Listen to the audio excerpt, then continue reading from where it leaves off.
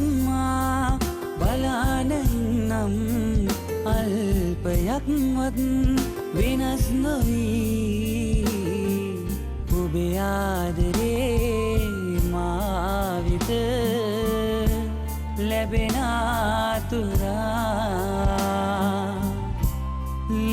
ආතුරා සත්‍යකයිමා ඔබේම වෙන්නම් අංශුවක්වත් වෙනස් නොවී ඔබේ ජීවිතේ මා වෙත පුතන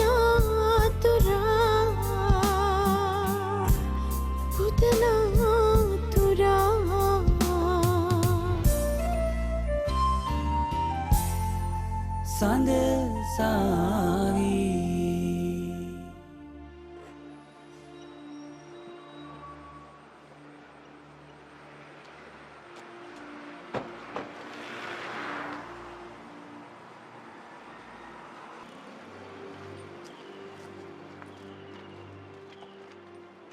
ඩියුටි මත මට කියන්නකෝ මේ අවසාන වතාවටත් ඇයි අපි මේ කුන්ෆු ඉගෙන ගන්න? ඒක දැනගන්න ඕනේ. ආයෙත් අහනවා. දැන් මේක ඇතුළට ගියාම අර මොකද්ද නංචක් පුද මොකක්ද එකකුත් කරකවන්න දිනවනේ. ඉතින් මම දැනගන්න එපා. ඇයි අපි මේ කුන්ෆු ඉගෙන ගන්න?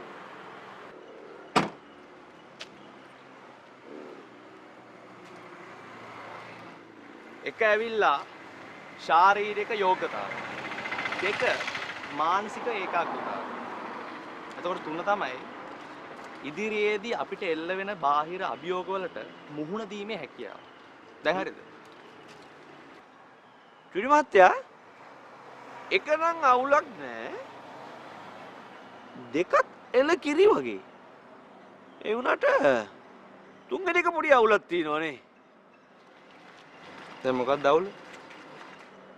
ඔය ඉදිරියේදී අපිට එල්ලවන බාහිර බලපෑම් වගේ දේවල් කියන්නේ. ඒ මොකද? පස්සේ කියන්න. යා.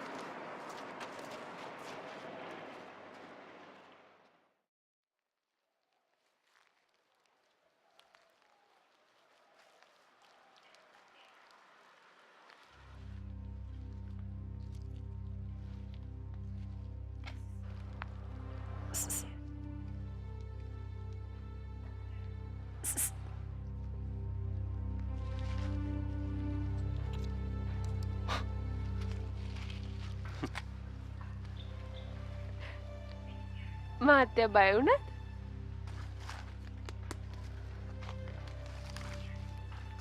මම බය වුන්නේ නැහැ. මොකෝ මේ කාලයකට පස්සේ හැංගි මුත්තන් කෙලින්නේ. ඇයි දන්නවද?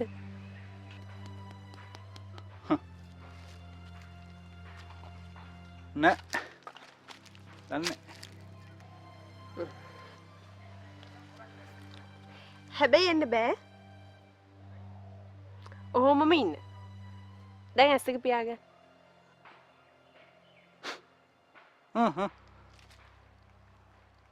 අරින්න බෑ. හරි හරි.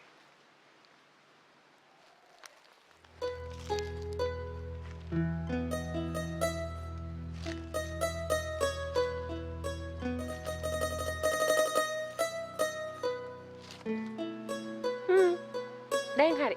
දැන් ඇස් දෙක හරි. නැරියා.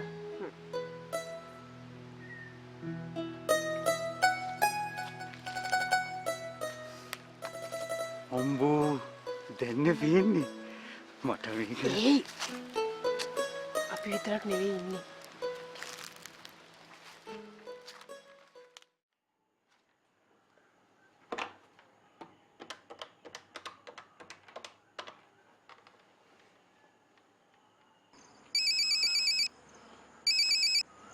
හලෝ. හලෝ එරුණා දැන් ග්‍රැෆික් සෙන්ටර් එකට ඇවිල්ලා තින්නේ. ඔව් සර්. මම ග්‍රැෆික් සෙන්ටර් එකට ඇවිල්ලා ඉන්නේ.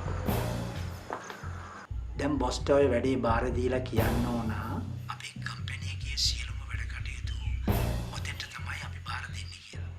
ඒකට හේතුව ගරු ඇමතුමාගේ ඉල්ලීමක් කියන එකත් කියලා එන්න ඕන.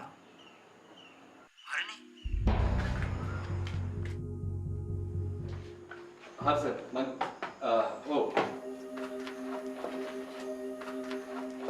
හරි සර්. මම එහෙම කියන්නම්. හරි සර්.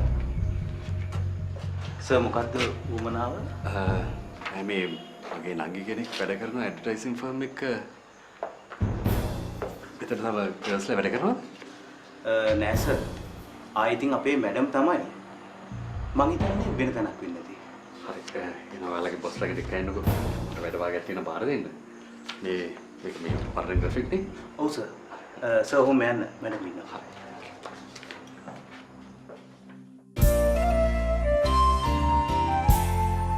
සඳ සාවී